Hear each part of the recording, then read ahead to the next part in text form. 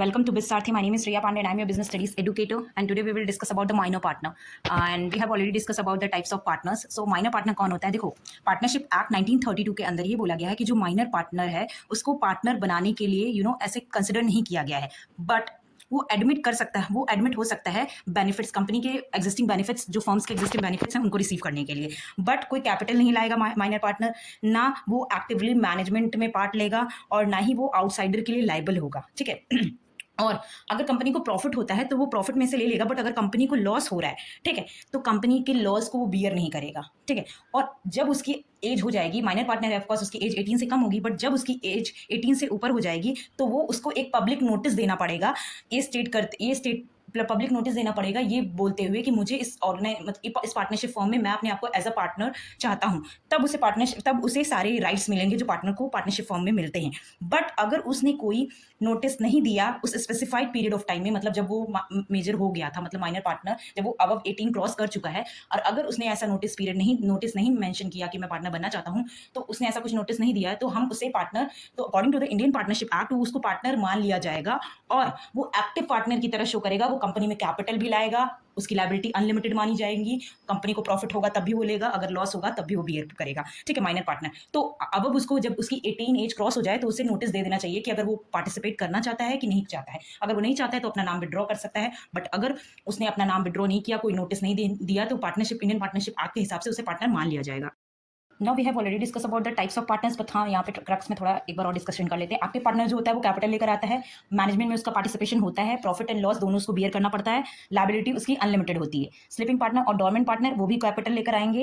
Active जो management में participate नहीं करता, स्लीपिंग पार्टनर और डोरमेंट पार्टनर जो होते हैं वो मैनेजमेंट में उनका कोई पार्टिसिपेशन नहीं होता है, प्रॉफिट लॉस का शेयर उनको मिलता है। ठीक है, अगर प्रॉफिट होगा तो उनको मिलेगा, अगर लॉस होगा तो वो बियर करेंगे, और उनकी भी लायबिलिटी अनलिमिटेड होती है। सॉरी, सीक्रेट पार्टनर जो होते हैं वो भी कैपिटल कॉन्ट्रीब्यूट करते हैं सीक्रेटली, मतलब वो मैनेजमेंट में सारा पार्टिसिपेशन करते हैं, बट उनको बाहर का जो कंपनी के आउटसाइडर्स है उनके बारे में उनको नहीं पता होता है। जो सीक्रेट पार्टनर है उनके बारे में नहीं पता होता है उनको, प्रॉफिट लॉस दोनों को मिलेगा, उनको प्रॉफिट मिलेगा, उनको लॉस उनको बियर करना पड़ेगा, लायबिलिटी उनकी भी अनलिमिटेड होती है। नॉमिनल पार्टनर जो सिर्फ कंपनी को अपना नाम देते हैं, कैपिटल नहीं देते हैं, वो कैपिटल कोई भी लेकर नहीं आते हैं, मैनेजमेंट में भी कोई पार्टिसिपेशन नहीं होता है, प्रॉफिट लॉस उनको कुछ नहीं चाहिए होता है, लायबिलिटी उनकी बनती है अगर किसी सेलिब्रिटी का नाम लेकर या फिर किसी पॉपुलर किसी पॉपुलर पर्सन का नाम लेकर आपकी कंपनी को कोई लॉस हुआ है तो वो लॉस आप बियर करेंगे। ठीक है, लायबिलिटी इनकी इतनी होती है। Now formation of partnership firm. अब देखो, पार्टनरशिप फर्म को ओपन करने के लिए, फॉर्म करने के लिए कोई ऐसी legal formalities, hard and legal formalities की जरूरत नहीं पड़ती है।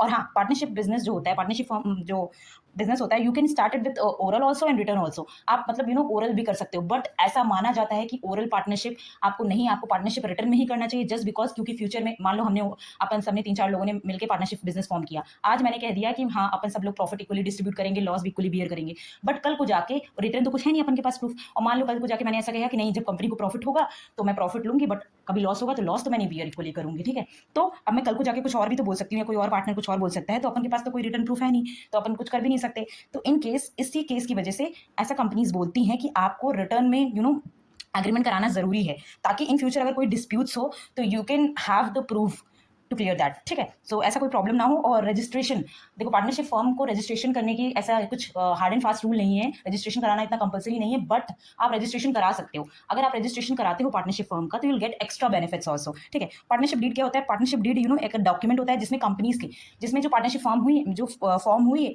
उससे related terms and condition mention होती है, पार्टनर के बारे में सारी इंफॉर्मेशन होती है, और हर एक पार्टनर की क्या राइट्स हैं, क्या ड्यूटीज हैं, क्या रिस्पॉन्सिबिलिटीज हैं, कितना किसको प्रॉफिट मिलेगा, कंपनी के सारे रूल्स और रेगुलेशंस, टर्म्स एंड कंडीशन, ये सारी पार्टनरशिप डीड में रिटर्न फॉर्म में लिखी होती है। ठीक है, ताकि कोई कॉन्फ्लिक्ट अराइज ना हो। अब जो कॉमन कंटेंट है पार्टनरशिप डीड में लिखा होता है, कंपनी का नाम लिखा रहेगा ऑफकोर्स, सारे पार्टनर्स जितने भी लोग हैं, 10, 15, 20 जितने भी लोग हैं उन सबका नेम, एड्रेस लिखा रहेगा। ठीक है, बिजनेस कैसा है, बिजनेस का नेचर कैसा है, बिजनेस ऑफिस कहाँ है, ठीक है, हर एक पार्टनर कितना कैपिटल लेकर आया है वो सब लिखा रहेगा, हर एक पार्टनर को कितना प्रॉफिट शेयरिंग रेशियो लिखा रहता है, कितना प्रॉफिट मिलेगा, राइट्स और ड्यूटीज, अभी आपको बताया कि ड्यूटीज कौन सा पार्टनर कौन सी ड्यूटी परफॉर्म करेगा, कौन सी पार्टनर की क्या क्या रिस्पॉन्सिबिलिटीज हैं, ये सब मेंशन होगा।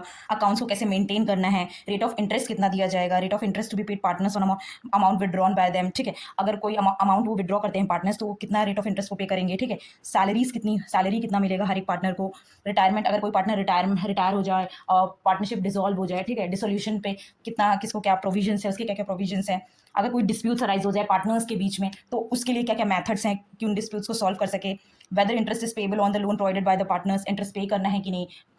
ठीक है, तो रजिस्ट्रेशन ऑफ पार्टनरशिप फॉर्म के बारे में डिस्कशन करेंगे। देखो मैंने पहले ही बोला था legally it's not compulsory for a partnership form to gets himself registered, but registration कराना चाहिए क्योंकि एक अनरजिस्टर्ड जो फॉर्म होती है उसको कुछ कॉन्सिक्वेंसेस झेलने पड़ते हैं, कुछ प्रॉब्लम सीरियस प्रॉब्लम्स झेलने पड़ते हैं। ठीक है, इसी वजह से आपको अपना फॉर्म रजिस्टर करवाना ही चाहिए। ठीक है, इट्स मैंडेटरी। कॉन्सिक्वेंसेस क्या होंगे?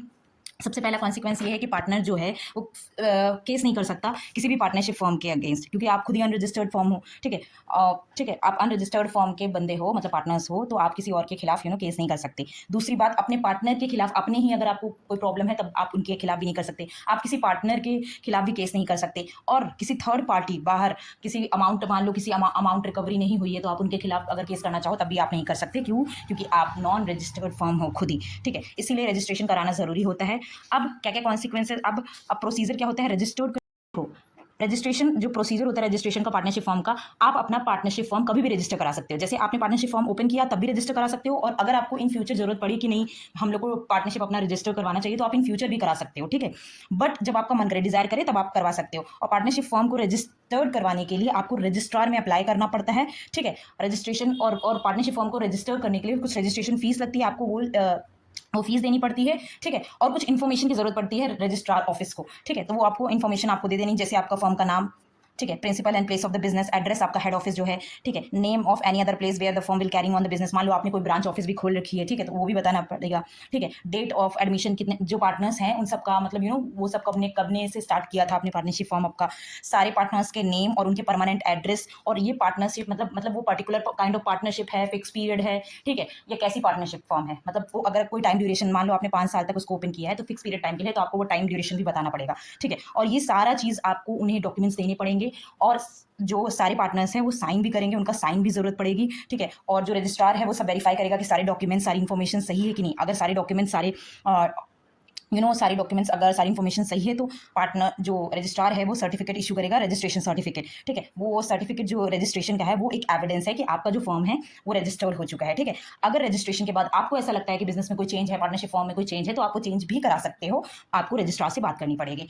तो बहुत सिंपल प्रोसीजर है। अगर आपको अपना पार्टनरशिप बिजनेस रजिस्टर करवाना है तो रजिस्ट्रार के पास आपको कुछ फीस देनी पड़ती है, कुछ फॉलोइंग डॉक्यूमेंट्स देने पड़ते हैं, और सारे पार्टनर्स के साइन होने चाहिए। ठीक है, वो सब चेक करता है और फिर आपका फॉर्म रजिस्टर कर सकता है। इन फ्यूचर आपको कोई चेंजेस करवाने हैं तो वो भी कर सकते हैं। So that is all about the partnership form registration and procedure of registration of partnership firm. Thank you for watching this video. Stay tuned for the next video and kindly do subscribe my channel.